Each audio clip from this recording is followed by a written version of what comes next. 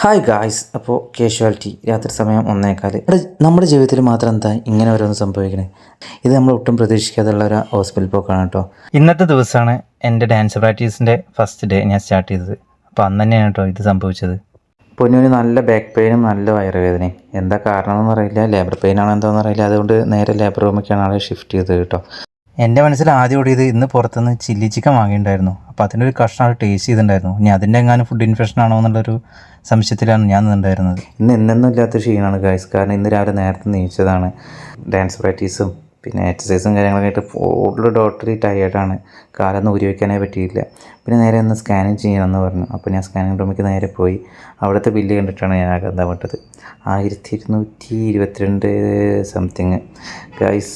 ഇവിടെ വന്നിട്ടാണ് ഏറ്റവും കൂടുതൽ പൈസ ഉള്ള പരിപാടി. ഒരു 3-4 മണിക്കൂറിൻ്റെ ഏകദേശം ഒരു 14,000 രൂപയാണ് ഗൈസ് എൻ്റെ നിന്ന് പോയത്. ഏകദേശം 2.15 സമയം സ്കാനിങ്ങിന് അവിടെ കയറിയിട്ടുണ്ട്. ലേബർ റൂമിൽ നിന്ന് ഇങ്ങോട്ട് ഷിഫ്റ്റ് ചെയ്തിട്ടുണ്ട്. ഇനി സ്കാനിങ് ചെയ്തിട്ട് റിപ്പോർട്ടും കാര്യങ്ങളൊക്കെ ആയിട്ട് ഞാൻ മുകളിലോട്ട് പോകണം. ഇനിയിപ്പോൾ പൈസ എത്ര ചിലവാനും കുഴപ്പമില്ല കേട്ടോ. എല്ലാം ഒന്ന് ഓക്കെ ആയിട്ട് കിട്ടിയാൽ മതി, അത്രയേ ഉള്ളൂ. ആദ്യമായിട്ടാണ് സ്കാനിങ് ഇത്രയും സമയം എടുക്കുന്നത്. അത് എന്നെ ഒരുപാട് ടെൻഷനാക്കി.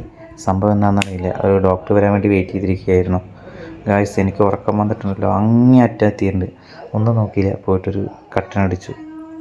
അല്ലാതെ ഒന്നും നടക്കാനിരിക്കാൻ നടക്കില്ല. ഇനി ആകെ കയ്യിലുള്ള പൈസ ഇത്രയേ ഉള്ളൂ, ആകെ 360 രൂപ. നമ്മൾ ഈ സാധാരണക്കാരുടെ ജീവിതശൈലി മാറുന്നതും നമ്മൾ കടക്കാരാവുന്നതും ഒരുപാട് ഹോസ്പിറ്റൽ കേസ് ഇതുപോലെ വരുന്നതുകൊണ്ടാണ്. നമ്മുടെ ഗവൺമെൻറ് ഹോസ്പിറ്റലിൽ അത്യാവശ്യം ഫെസിലിറ്റിയും കാര്യങ്ങളൊക്കെ ഉണ്ടെങ്കിൽ നമ്മൾ ഈ പ്രൈവറ്റ് ആശുപത്രിക്ക് വരേണ്ട ആവശ്യമില്ലല്ലോ. നമ്മൾ ഒറ്റപ്പാലത്താണെങ്കിൽ എന്തെങ്കിലും ആവശ്യങ്ങൾ വന്നു കഴിഞ്ഞാൽ, എമർജൻസി കാര്യങ്ങൾ വന്നു കഴിഞ്ഞാൽ അവർ നേരെ നമ്മൾ തൃശ്ശൂർ മെഡിക്കൽ കോളേജിലേക്ക് നമ്മൾ റെഫർ ചെയ്യും. ഇപ്പോൾ ഒറ്റപ്പാലം ഗവൺമെൻറ് ആശുപത്രി തന്നെ എത്ര കാലങ്ങളായി ഇങ്ങനെ കിടക്കണോ. ഇപ്പോഴാണ് കുറച്ച് ഫെസിലിറ്റിയും കാര്യങ്ങളൊക്കെ കൊണ്ടുവരാൻ തുടങ്ങിയത്. നമ്മുടെ സർക്കാരും കാര്യങ്ങളൊക്കെ വിചാരിച്ച് കഴിഞ്ഞാൽ അതൊക്കെ എന്നോ ചെയ്യായിരുന്നു. വേണ്ടാന്ന് വെച്ച് കഴിഞ്ഞാൽ പിന്നെ അതങ്ങനെ തന്നെ അല്ലേ ഉള്ളൂ.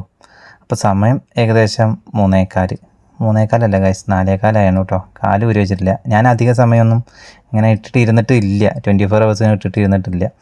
പിന്നെ മരുന്ന് വന്നു, മരുന്നിൻ്റെ ബില്ലായി, എല്ലാം ഓക്കെ ആയി. പിന്നെ ആൾ പുറത്ത് വന്നു. ആൾ കുറച്ചൊക്കെ ഓക്കെ ആയിട്ടോ, വലിയ കുഴപ്പങ്ങളൊന്നുമില്ല. അപ്പോൾ അടുത്ത വിശേഷങ്ങളായിട്ട് നാളെ കാണാം. നാളെ വീണ്ടും ഹോസ്പിറ്റലിൽ പോകണം.